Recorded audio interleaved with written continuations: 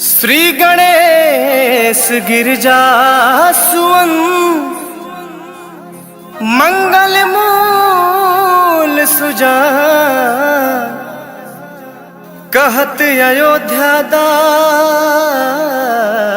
तुम देहु अभय वरदान।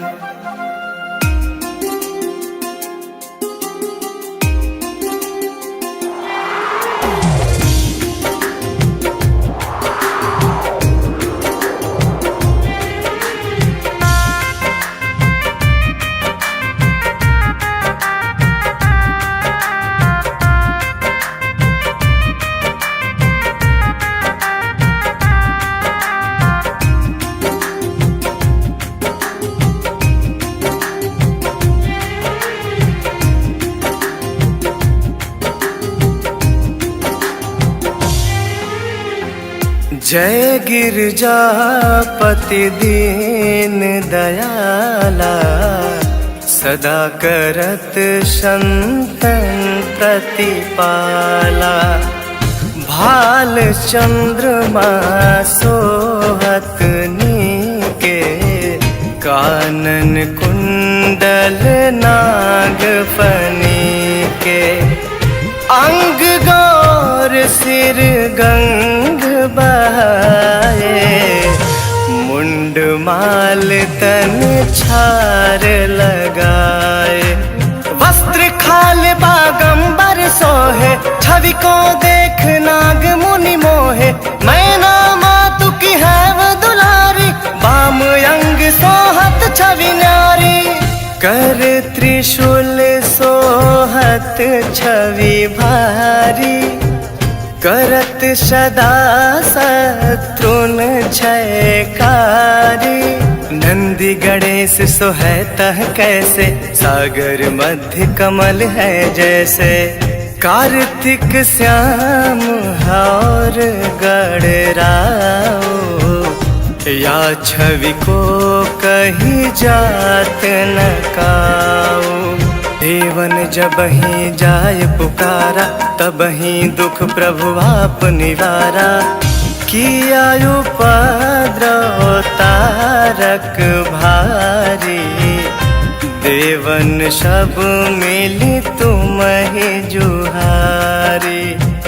तुरत सडानन आप पठायो, लवनी मेष माहु मारि गिरायो। आप जलंधर असुर संहारा, सुयश तुम्हार विदित संसारा। त्रिपुरासुर सन योध मचाए, सब ही कृपा कर लीन बचाए। किया तपहि भागीरथ भारी, पुरब प्रतिज्ञा तसु पुरारी। धननि महम तुम समको नाही, सेवक स्तुति करत सदाहि। वेद नाम महिमा तो गाई, अकथ अनादि भेद नहीं पाई। प्रगट उदधि मंथन में ज्वाला, जरे सुरासुर भय बिहाला। किन्ह दया तह करी सहाई, नीलकंठ तब नाम कहाई। पूजन रामचंद्र जब कीन्हा, जीत के लंक विभीषण दीन्हा। सहस कमल में हो रहे धारी, किन्ह परीक्षा तब ही पुरारी। एक कमल प्रभु राखे जोई, कमल नयन पूजन चह सोई। कठिन भक्ति देखी प्रभु शंकर, भय प्रसन्न दिए चितवर। जय जय जय अनंत अविनाशी, करत कृपा सबके घटवासी। दुष्ट सकल नित्य मोहि सतावे, भ्रमत रहे मोहि चैन न आवे। ताहि ताहि मैं नाथ पुकारो, यही अवसर मोहि आन उबारो। लय त्रिशूल शत्रुन को मारो, संकट से मोहि आन उबारो। मातु पिता भ्राता सब कोई, संकट में पूछत नहीं कोई। स्वामी एक है आस तुम्हारी, आय हरहूँ अब संकट भारी। धन निर्धन को देत सदा ही, जो कोई जाचे वो फल पाही। स्तुति के विधि करो तुम्हारी, क्षमहु नाथ अब चूक हमारी।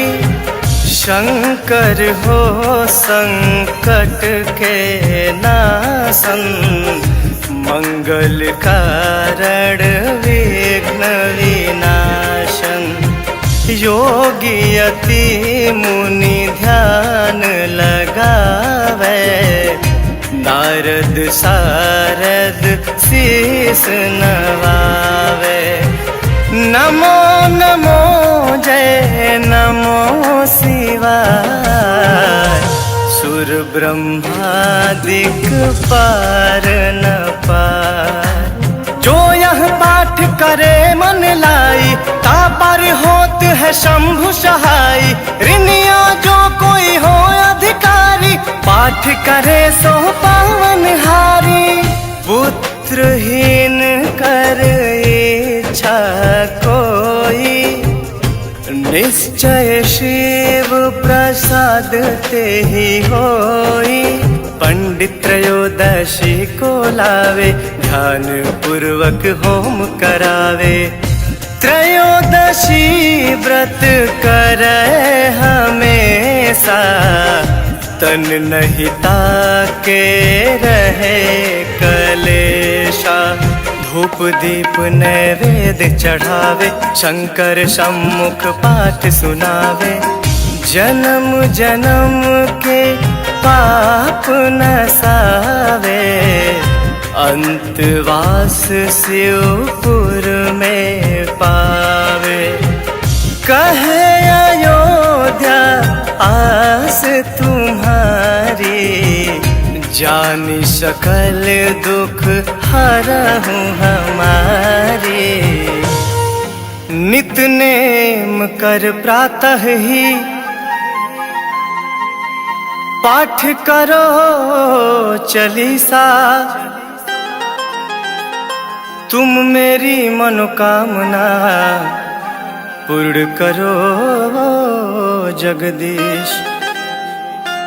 मगसर छठी हेमंत ऋतु,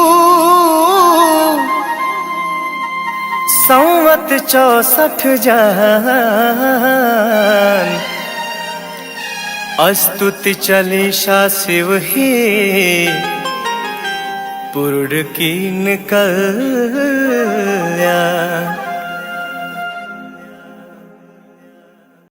श्री गुरु चरण सरोज रज,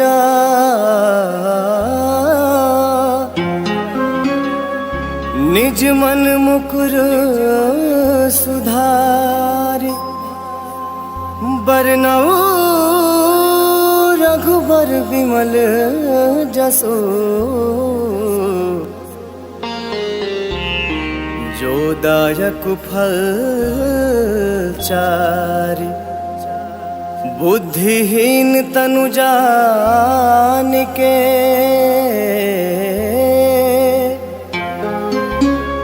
सुमिरो पवन कुमार। बल बुद्धि विद्या देहु मोहि,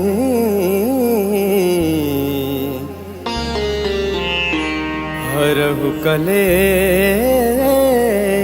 विकार।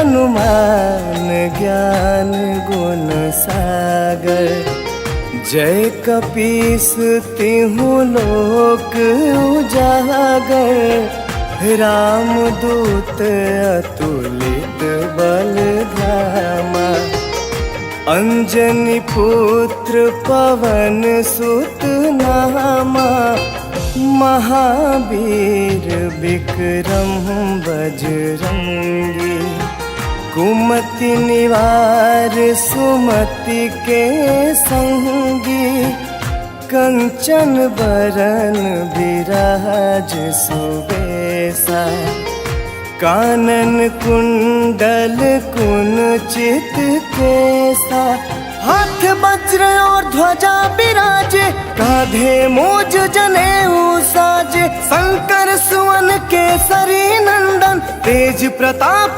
महाजगबंदन, विद्यावान गुणी अति चातुर, राम काज करिबे को आतुर, प्रभु चरित्र सुनिबे को रसिया, राम लखन सीता मन बसिया, सूक्ष्म रूप धरि सियहि दिखावा, विकट रूप धरि लंक जरावा, भीम रूप धरि असुर संहारे, रामचंद्र के काज सवारे, लाए सजीवन लखन जियाए, श्री रघुबीर हरषि उर लाए, रघुपति किन्हीं बहुत बड़ाई, तुम मम प्रिय भरत ही संभाई, सहस बदन तुम्हरो जस गावे, अस कहि श्रीपति कंठ लगावे, सनकादिक ब्रह्मादि मुनीसा, नारद सारद सहित अहिसा, जम कुबेर दिगपाल जहाते, कभी को विद कहीं सके कहाते, तुम उपकार सुग्रीव ही किन्हा, राम मिलाए राजपत दिन्हा, तुम्हारो मंत्र विभीषण माना, लंकेश्वर भय सब जग जाना, जुग सहस्त्र जो जन पर भानु, लील्यो ताहि मधुर फल जानू, प्रभु मुद्रिका मिली मुख माही, जलधि लागी गए अचरज नाही, दुर्गम काज जगत के जेते, सुगम अनुग्रह तुम्हारे तेते, राम दुआरे तुम रखवारे, होत न आज्ञा बिनु पैसारे, सब सुख लहे तुम्हारी सरना, तुम रक्षक काहू को डरना, आपन तेज सम्हारो बापै, तीनों लोक हाकते कापै, भूत पिशाच निकट नहीं आवे, महावीर जब नाम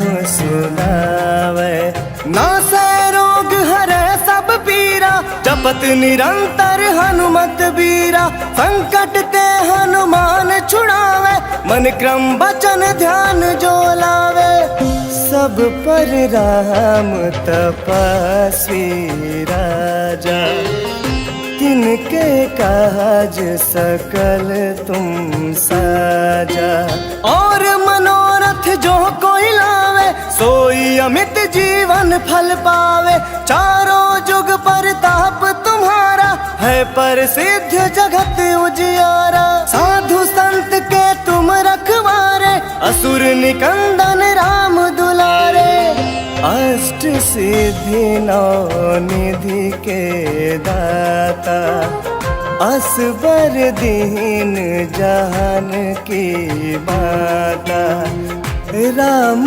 रसायन तुम्हारे पासा, सदा रहो रघुपति के दासा। तुम्हारे भजन राम को पावे, जन्म जन्म के दुख बिसरावे। अंत काल रघुबरपुर जाई, जहाँ जन्म हरि भक्त कहाई।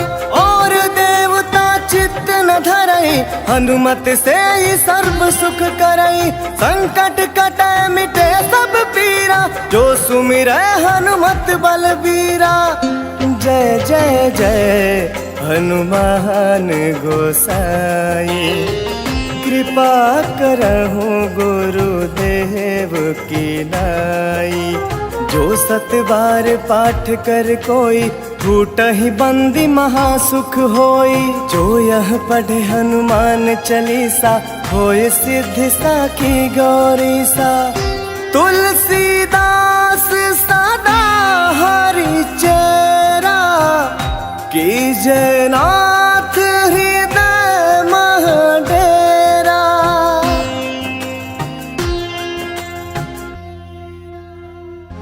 पवन तनय संकट हरना, मंगल मूरति रूप।